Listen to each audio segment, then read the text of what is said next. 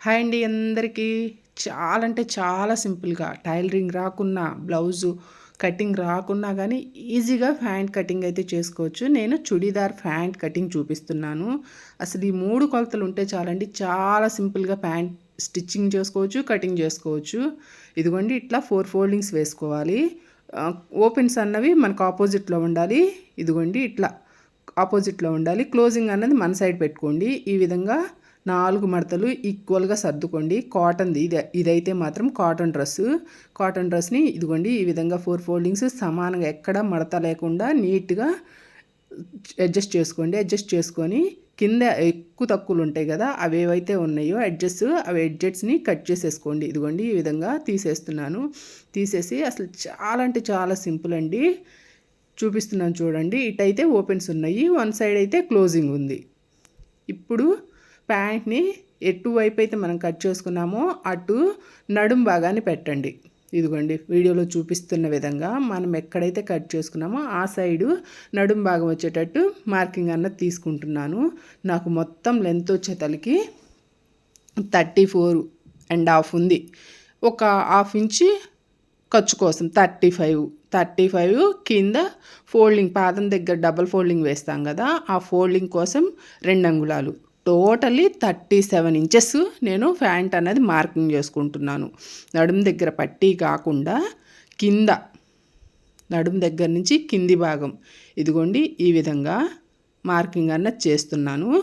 కరెక్ట్గా సరిపోయింది. నాకు ఇక్కడ వరకు అయితే నాకు క్లాత్ సరిపోతుంది. ఇంకా కొంచెం ఒక అంగుళం వారు ఎక్స్ట్రా ఉంది. ఎక్స్ట్రా క్లాత్ అన్నది నేను చాక్ పీస్తో ఇప్పుడు మార్కింగ్ చేశాను. ఇదిగోండి ప్యాంట్ ఇట్లా అడ్జస్ట్ చేసుకుంటూ లూజు అన్నది మనం డ్రా చేసుకోవచ్చు. మొత్తం కొలుచుకొని పెట్టుకోవాల్సిన అవసరం లేదు. ప్యాంట్తో ఇట్లా పరుచుకొని మార్కింగ్ చేసుకోవచ్చు. ఇక్కడ కిస్తా లూజ్ వచ్చి 9.5 మార్కింగ్ చేస్తున్నాను. జస్ట్ ఆ మార్కింగ్లు ఏవైతే ఉన్నాయో అవి కలిపేస్తే అంతేనండి. చాలా సింపుల్గా ప్యాంట్ కటింగ్ అయితే చేసేసాము. చాలా అంటే చాలా సింపుల్. ఇదిగోండి టోటల్ లెంత్ 37 ఇంచెస్, కిస్తా లెంత్ వచ్చేతలకి 9.5, పాదం లూజ్ వచ్చేతలకి 7.5. అంతే అండి. చాలా అంటే చాలా సింపుల్. ఎక్స్ట్రా పొడవున్న క్లాత్ని నేను ఈ విధంగా కట్ చేసేసుకుంటున్నాను. కట్ చేసేసుకొని కొన్ని ప్యాంట్లు అయితే సరిపోవు. ఇది ప్యాంట్ బిట్ బాగా వచ్చింది, క్లాత్ కూడా బాగా సరిపోయింది. ఈ విధంగా మనం ఎక్స్ట్రా ఏదైతే ఉందో ఇట్లా రిమూవ్ చేసేసుకొని కట్ చేసేసుకొని పక్కన పెట్టేసుకోండి. అక్కడ 2 కాళ్ళు కలిసినాయి కదా, జాయింట్ కట్ చేస్తున్నాను. కట్ చేసి పక్కన పెట్టేస్తున్నాను. ఇప్పుడు నడుం దగ్గర పట్టీ తీసుకుందాము.